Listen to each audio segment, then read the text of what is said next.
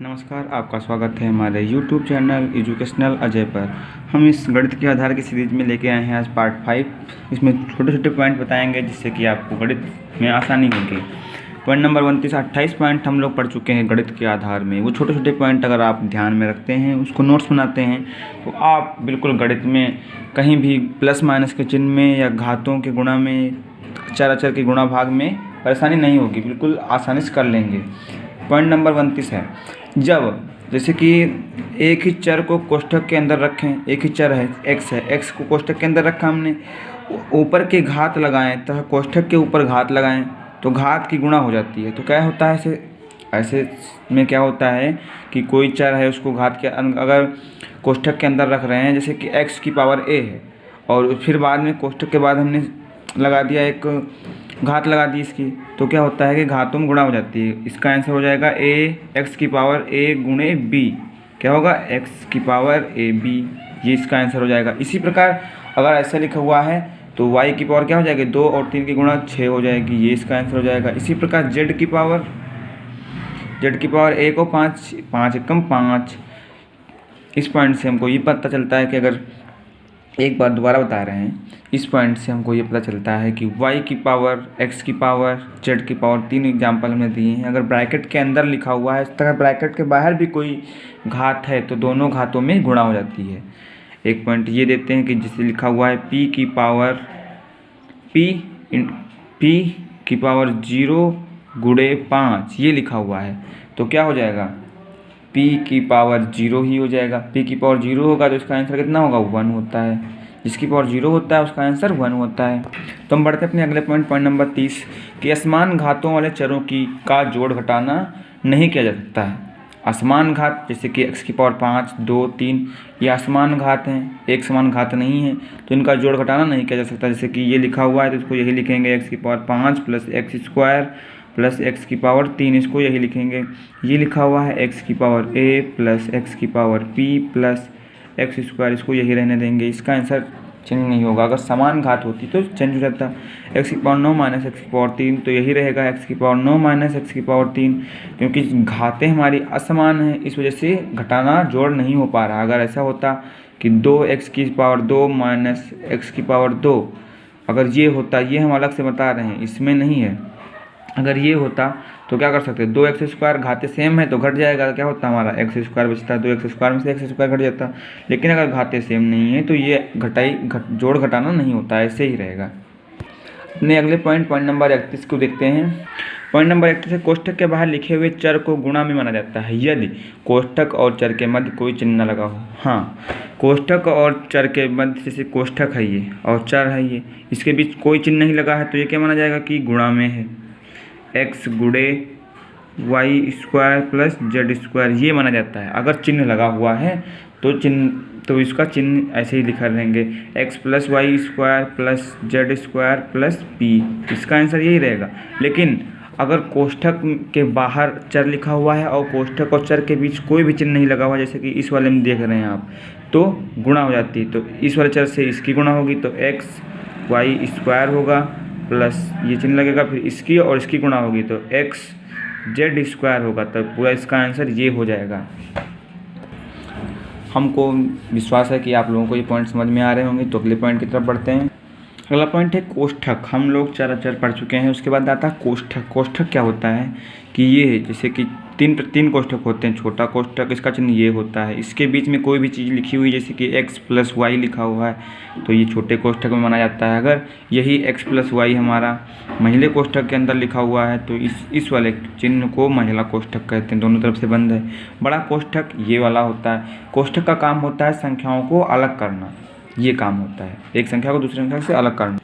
सबसे पहली बात ये होती है कि इनको लिखने का क्रम क्या होता है। तो सबसे पहले छोटा कोष्ठक लिखते हैं, अगर कहीं ज़रूरत पड़े सबसे पहले छोटा कोष्ठक लगाएंगे, फिर उसके बाद ज़रूरत पड़ रही है तो महिला कोष्ठक लगाएंगे, फिर बड़ा कोष्ठक लगाएंगे। जैसे कि देख सकते हैं, आप एग्जाम्पल बताने जा रहे हैं कि जैसे लिखा हुआ है x square plus y square plus 100, इतना लिखा हुआ है, इसको हमने छोटे ब्रैकेट में बंद कर दिया, फिर इंटू, इसके पूरे में इंटू लगा हुआ है 3 + 7 ये है, तो अब महिला कोष्ठक लगा दिया हमने। फिर इसी के बाद प्लस 100, अब बड़ा कोष्ठक लगा दिया। ये कोष्ठक लगाने का क्रम होता है कि सबसे पहले छोटा कोष्ठक, फिर मंझला कोष्ठक और उसके बाद बड़ा कोष्ठक। यही हमारी भाषा में लिखा हुआ है कि सबसे पहले हम छोटे कोष्ठक का, फिर जरूरत पड़ने पर मंझले कोष्ठक का और फिर बड़े कोष्ठक का प्रयोग करते हैं। सबसे बड़ी चीज़ पॉइंट नंबर 33 है, जो कि लास्ट पॉइंट है आज का और सबसे महत्वपूर्ण पॉइंट है पूरी इस सीरीज का, कि पक्षांतर क्या होता है, पक्षांतर कैसे करते हैं। पक्षांतर होता है पक्ष में अंतर, एक पक्ष से दूसरे पक्ष में ले जाना संख्या को पक्षांतर कहलाता है। किसी भी समीकरण में दो पक्ष होते हैं, लेफ्ट हैंड साइड यानी कि बायां पक्ष होता है, राइट हैंड साइड यानी कि दायां पक्ष। किसी राशि को एक पक्ष से दूसरे पक्ष में ले जाना पक्षांतर कहलाता है। जैसे लेफ्ट हैंड साइड और राइट हैंड साइड क्या होती है, जैसे कि कह सकते हैं कि समीकरण लिखा हुआ है x² + 100 + xy, ये हमारा समीकरण लिखा हुआ है, बराबर 100 है। ये हमारा क्वेश्चन है, इक्वेशन यानी कि ये हमारा समीकरण दिया हुआ है। समीकरण बराबर के जो बाएं साइड का हिस्सा होगा, बराबर के बाएं साइड का, ये LHS यानी कि लेफ्ट हैंड साइड कहलाता है, और बराबर के जो दाहिने साइड का हिस्सा होगा वो राइट हैंड साइड RHS कहलाता है। तो सबसे पहले अगर हम किसी भी संख्या को राइट हैंड साइड ले जा रहे हैं या किसी भी संख्या को लेफ्ट हैंड साइड लेके आ रहे हैं, तो इसमें चिन्ह में परिवर्तन क्या होता है वो देखते हैं। आइए देखते हैं, अभी आप लोगों के सामने लेके आए हैं कि चिन्ह में क्या परिवर्तन होता है। अगर कोई भी संख्या प्लस में दी हुई है, बराबर के उधर उस संख्या को ले जा रहे हैं तो माइनस में हो जाता है। अगर कोई भी संख्या माइनस में दी हुई है, बराबर के उधर ले जाते हैं तो वो संख्या पूरी प्लस में हो जाती है।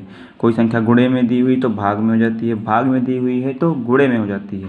कोई भी संख्या के ऊपर वर्ग लगा है, अगर उस वर्ग को हटाना चाहते हैं तो हमारा संख्या जो दूसरी साइड में संख्या होगी उस संख्या के ऊपर रूट लग जाएगा जो दूसरी साइड में संख्या होगी। या कि रूट का मतलब क्या कह सकते हैं कि 1/2 हो सकता है। जैसे कि यहाँ पे 2 घात है तो उधर जाएगा बराबर के, तो 1/2 घात हो जाएगी। उसी प्रकार अगर घन है तो उधर जाएगा तो घन मूल हो जाएगा।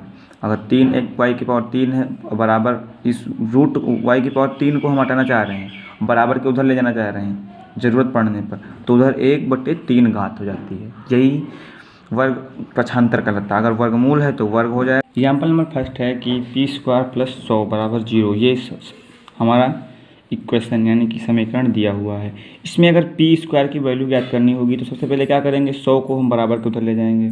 100 प्लस में है, अब प्लस से बराबर के उधर जाएगा तो माइनस में होगा, तो p² बराबर -100, यही तो होगा। फिर अब क्या होगा, स्क्वायर को उधर ले जाएंगे तो उधर 1/2 लगेगा। p की बराबर 100 की पावर 1/2 कहें, चाहे कहें √-100 ये कहें, तब √-100 का वैल्यू कितनी होती है, 10, तो हमारा p की वैल्यू 10 आ जाएगी। इसी प्रकार ये पक्षांतर करना सीख रहे हैं कि p² -100 बराबर 0 है, तो क्या कर सकते हैं, p² बराबर -100 को उधर ले जाएंगे तो 100 हो जाएगा प्लस का। अब स्क्वायर को उधर ले जाएंगे,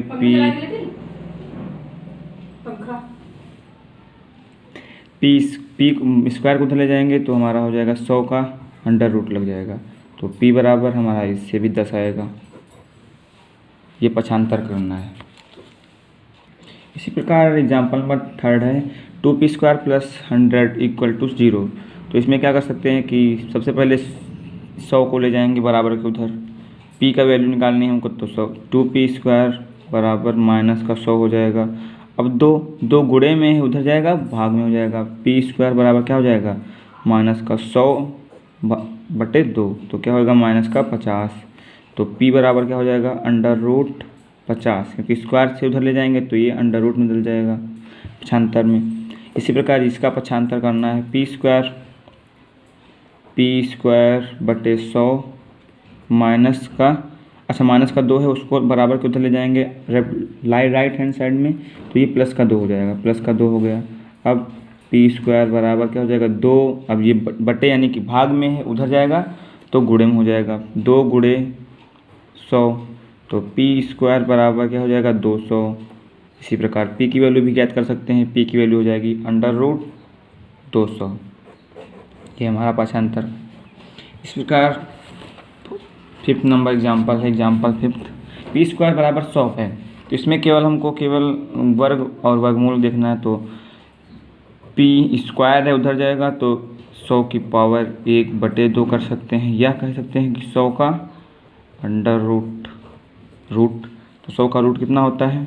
100 का रूट 10 होता है। हमारा आंसर हो जाएगा पी बराबर 10 हो जाएगा, पी बराबर 10।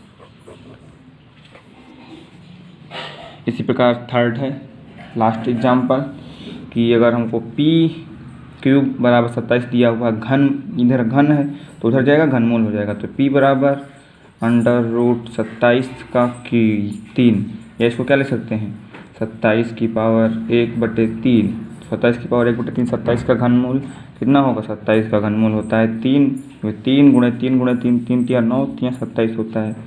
ये हमारा इसका आंसर हो जाएगा। तो आज का इस लेक्चर में पक्षांतर आपको बताया हमने। आशा करते हैं आपको पक्षांतर समझ में आया होगा। अगले एक्सरसाइज में हम पढ़ेंगे इसके आगे के क्वेश्चन। तब तक के लिए धन्यवाद।